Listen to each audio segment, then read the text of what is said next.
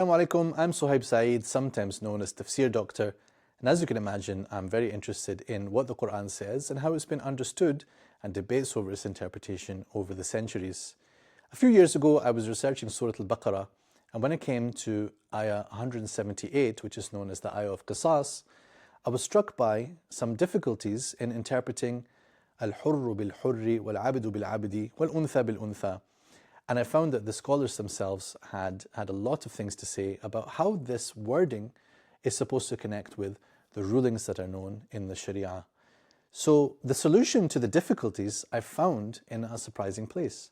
It was with the writings of Ibn Taymiyyah, rahimahullah, which can be found in his Fatawa works. And this particular explanation is so unusual that you'll be very surprised that it's coming from someone like Ibn Taymiyyah, though he attributes it to some of the tabi'een, as you can find recorded in Tafsir al-Tabari. The strange thing is that you can hardly find this view mentioned in the works between al-Tabari and Ibn Taymiyyah. And what's even more surprising is, after Ibn Taymiyyah, it seems that it has been ignored completely and wiped from the record of the Tafsir works. I found this view so interesting that I wanted to research it further and to promote that Ibn Taymiyyah's reading of the ayah may indeed be better than most people's. Then I came to ayah 260, and this is about Ibrahim alayhi salam and the birds. The standard view is that Ibrahim alayhi salam has killed and chopped up these birds, distributed them onto the mountains, and then called them back, and they came back to life and flew back to him.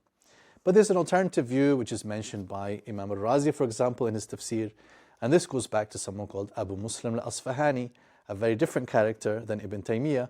Abu Muslim was a Mu'tazili, and this view has been mentioned by a number of the scholars, but also refuted and debated, and then defended much later by Rashid Rida in Tafsir al-Manar. I wanted to do a very close comparative view of, in the one hand, Ibn Taymiyyah's view versus the Jumhur, and then Abu Muslim's view versus the Jumhur in this other ayah 260.